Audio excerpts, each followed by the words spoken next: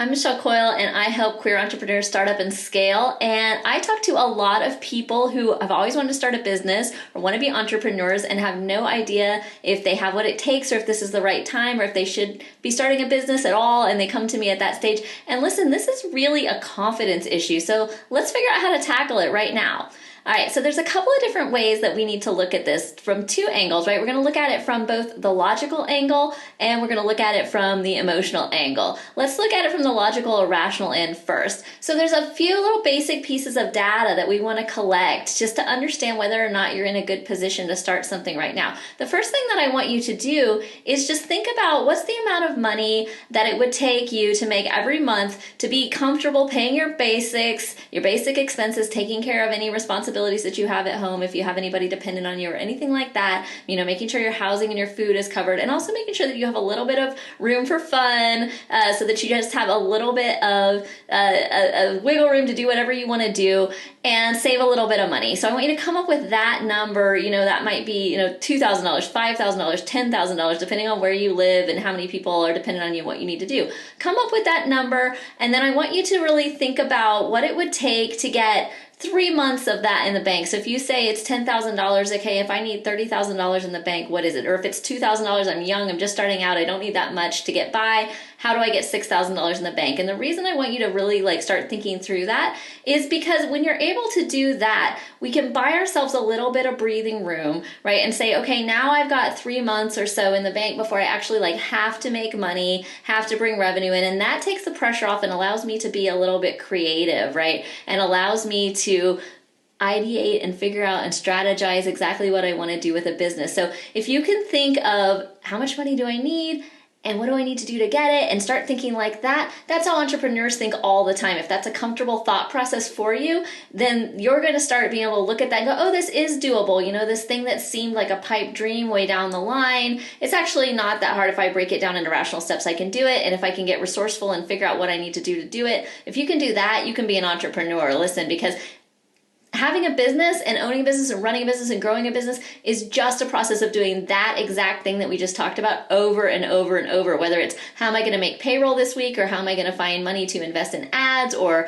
hire new people or invest in product or anything like that. It's just what do I need and how do I get it and can I be resourceful enough to get it? So just that exercise is going to give you the confidence to say, okay, I actually know how to take a big goal, break it down into steps, and then figure out what to do about it. And that's the entrepreneurial process. So that's the rational end. Right?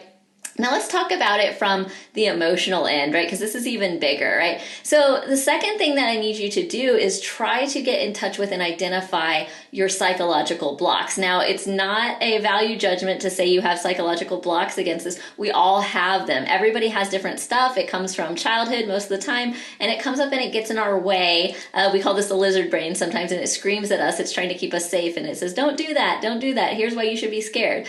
So it's really, really important to just take some time and sit down and really think through, what am I afraid of happening and where is that coming from? So I'll give you a little bit of a hint, a little bit of a spoiler alert. Generally, the fear is either a fear of failure or it's a fear of success. Right? So you kind of need to identify, am I afraid to fail or am I afraid to succeed, and why? And now where does that come from? Try to think back to the childhood patterns, things you learned from your parents, or things maybe you learned in an old marriage or anything like that, something that came up when you were a kid or a teen or a young adult that really told you a story that really stuck in the back of your brain and said, you can't do this because X will happen. So if you saw, your dad start a business and fail and it caused a lot of pain and strife for the family, maybe you're going to be afraid to start a business. Naturally, obviously, if you had a mom that gambled away all the family money, then maybe you're going to be afraid to go out and take risks. So you need to kind of think about, what's the fear and where does it come from? I promise you that identifying that fear, that core fear and that core issue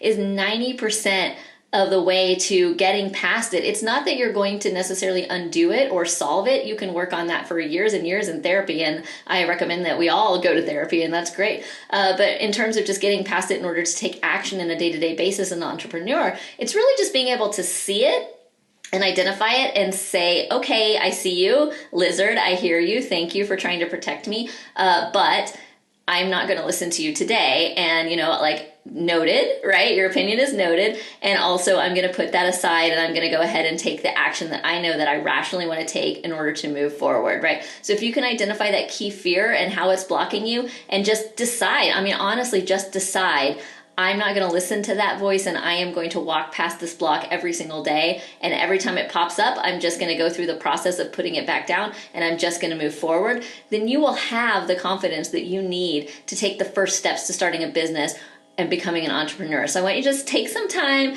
ask yourself those basic questions, and you'll be pretty far down the road knowing if you really want to start a business or not. And by the way, if you do all that and you kind of come out with, you know what, actually, now that I'm thinking about it, I don't really want to do this at all, that's fine too. Like, not everybody needs to be an entrepreneur, and it's okay to not want to have a business. It's okay to work for other people.